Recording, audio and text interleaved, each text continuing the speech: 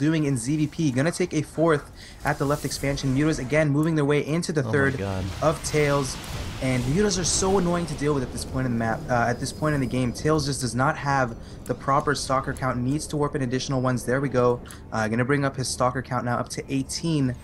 And so far, man, Leenock really controlling the map. Dude, I'm having trouble following it with my camera. I can't imagine how much trouble Tails is having actually splitting up his army. I mean, Leenock there, I feel like if he had just focused the Nexus from the beginning with those Lings instead of going after the probes, the Nexus would be gone right now. And if you can kill the third Nexus from your opponent, like, you're going to win the game in ZVP. So a little bit of an interesting decision there, but Leenock still in a decent position here. Up 157 to 142 supply behind this, getting a fourth, getting both of his gases his fourth. To hold that thought, Leenock advancing to the third of his opponent. Nice, force field's going down from Tails, but Leenock just going to use that and go straight into the natural expansion. Banelings, where are they going to detonate? Just going to go right through. No force fields able to go down. Are they going to try to target down the mineral line? It looks like that's where they're going. Tails needs to run, and the Banelings, a lot of indecision here, and Tails handling this decently well.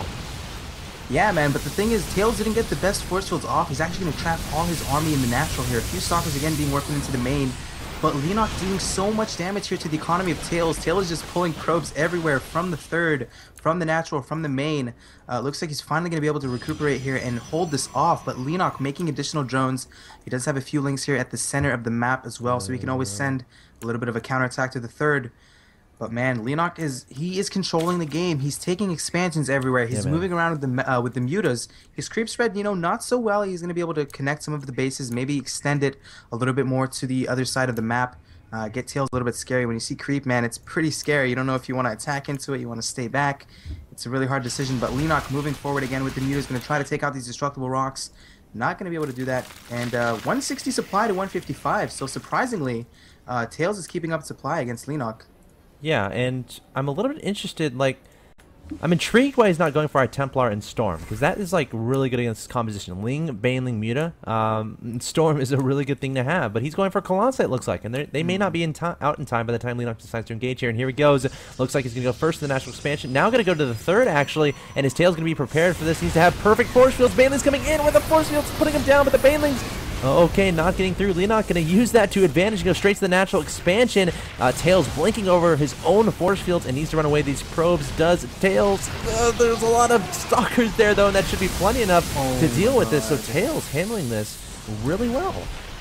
Yeah, Tails actually lost a bunch of stalkers at the natural, but he is going to hold this off, and Leenock just doesn't care, man. He is going to send Mutas anywhere he wants. He's just going to make them, rally them across the map. Wherever they go, they're going to attack, and it's just going to do damage. And Banelings now going to be morphed here at the near the third tier of Tails. A bunch of Banelings actually being morphed. How many are they?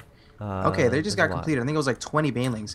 But 181 supply right now to 168 of Tails. Tails looks like he actually wants to move forward. He's like, I had enough of this, man.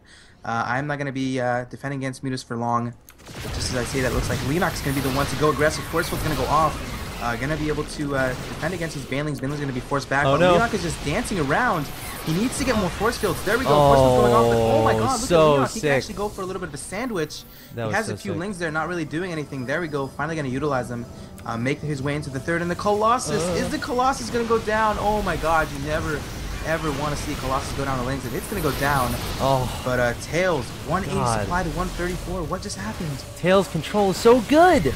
Tails' control is so good. Okay, he force fields, get rid of the Banelings, then blinks underneath his own, I should say, over his own force fields, but that leaves him exposed because the Stalkers can't blink back. Leenock turns around with his Banelings to explode into the Stalkers, but Tails is close enough to his own sentries where he can force field around his stalkers like what Naniwa did. Remember, he like blinked on the high ground and then used force fields to protect his stalkers? That's exactly what Tails did right there. It was so cool, such cool micro. And of course goes up ahead, 185, or it was ahead in supply for a bit there, but Muta's going into the third of Tails. He's trying to hastily add on some cannons, but there goes his third. That's going to fall extremely fast, but look at this. Tails going for a counterattack, and this is a kind of a pseudo base trade. I wonder who could come out on top here. Yeah, Tails does not care about the third. He's actually just going to lose probes, but he is moving into the natural right now of Leenock, moving up the ramp, even going to blink up the ramp, and this is a fantastic position. He can even force field the ramp to deny some of these roaches, and if Leenock accidentally moves in with the Mutas, losing all the Mutas and force fielding at the ramp, roaches are not going to do anything, man, and that's a very, very scary army here for Tails. 3 for the armor, 3 for the weapons, and that's a pretty substantial upgrade difference here between both players. Only +2 here for Leenock. Force field's gonna go up yet again, and Tails, man, I think he has this. He absolutely seems to have this. Just the overall composition is so much stronger to what Leenock currently has. Yeah, Leenock's Roach transition, I mean, that's tough, especially when you've been investing so many upgrades on your melee the Muta attack. transition? Well, the Roach transition from the Ling and Muta. Okay. Remember, he just had a bunch of Roaches on the field. Can't do anything against this composition. And of course, now he's going back into Mutas. There's so many Stalkers, and Leenock's just going to throw down the GG. Amazing game. That game was fantastic.